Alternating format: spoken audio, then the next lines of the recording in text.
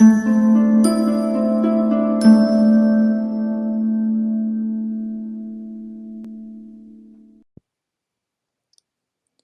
humane has been taken out of humanity. The kind has been taken out of mankind. It is another beautiful day in paradise, dear friends, dear brethren. It is another beautiful day in paradise if we make it so. For in this February of 2021, every day can be a beautiful day in paradise. It is the Great Awakening, the time of the great revelation of mankind's enslavement. It is the time of his release from that enslavement, the time when the frequencies on the earth are increasing exponentially to support the ascension of humanity out of the fear vibration. It is the time for mankind to return to love. In this great and wonderful computer matrix that is the planet Earth hologram, mankind has been kept in the low frequencies that support negative emotions. Earth has not been a happy place.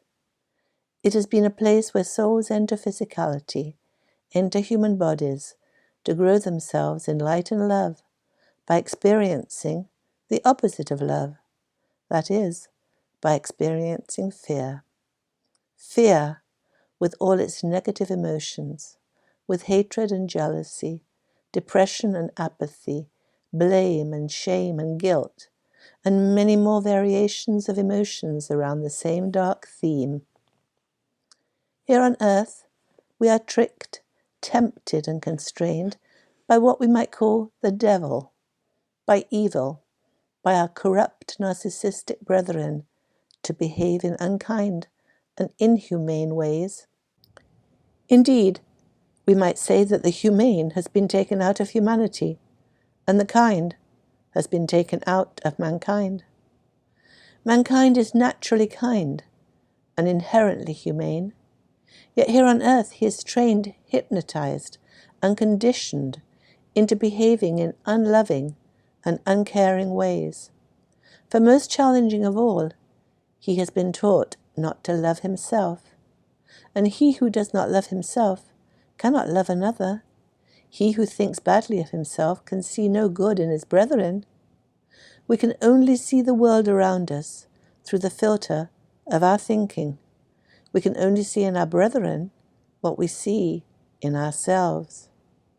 And so we divine spirits who are holy and wholly perfect came to earth to experience negative emotions, to live in the darkness and shadows of the black feelings that are not available in the heavenly realm. For the shadow and the dark are essential in creating a texture against which we define the light within ourselves. How can we know the depth and the wonder of our loving nature unless we explore the depths and darkness of imaginable depravity? And so, the earthly schoolroom was set up for souls.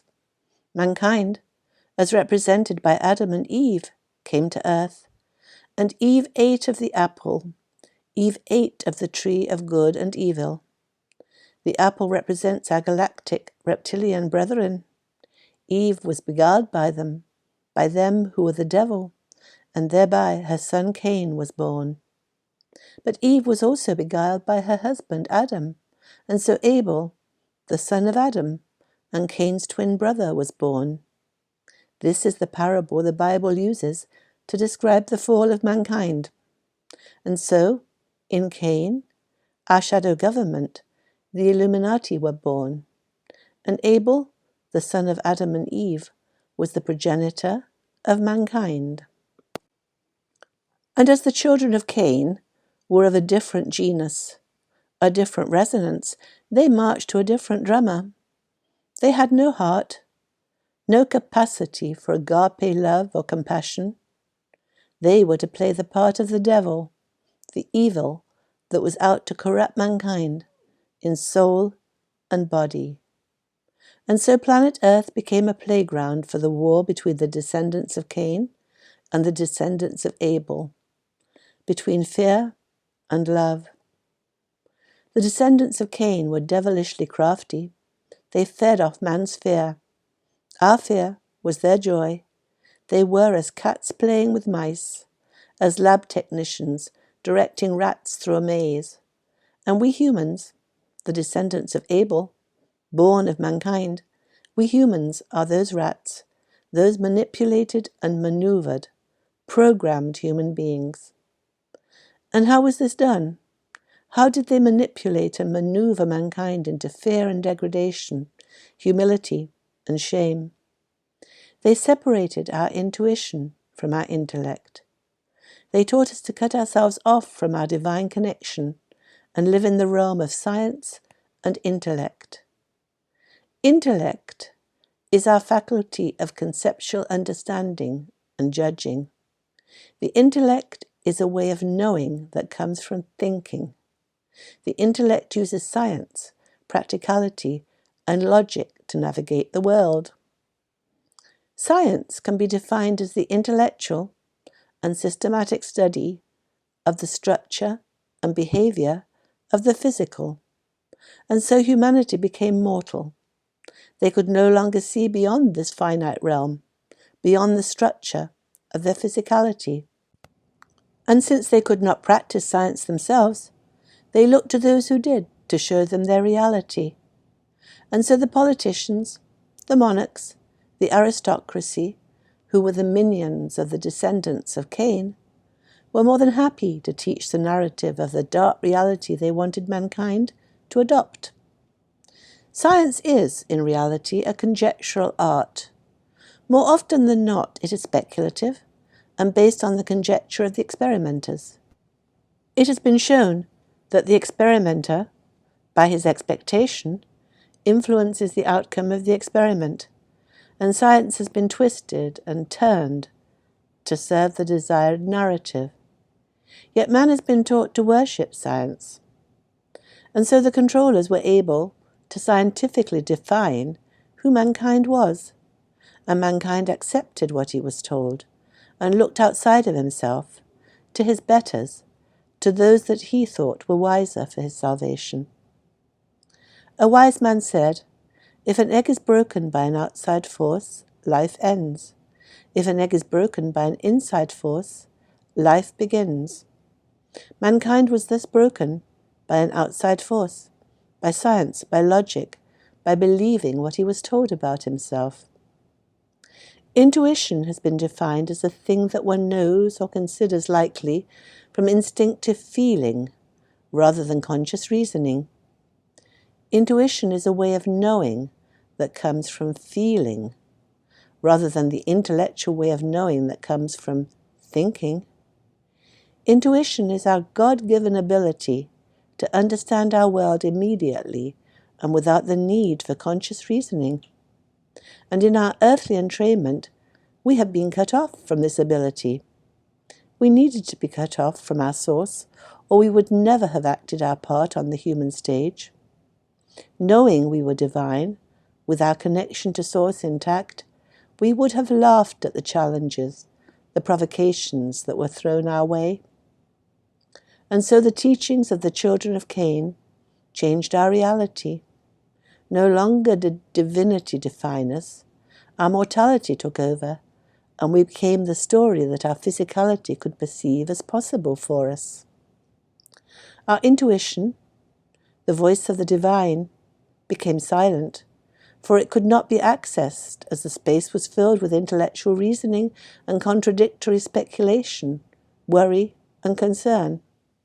And this was the low frequency in which we lived. From here we could not access our divinity. We could not hear the voice of our intuition. We could no longer use our gut feel.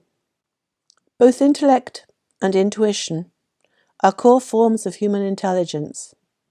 Balance is the key. With intellect alone, we are at the mercy of those around us. With only our thinking minds, we are mortal indeed.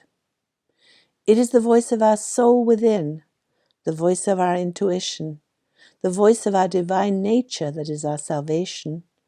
For with that voice comes love, and with that love comes wisdom, discernment, compassion, joy, peace, and gratitude as an integral part of love. And with this great awakening, We are ascending into higher frequencies, frequencies where fear and dark emotions are no longer possible.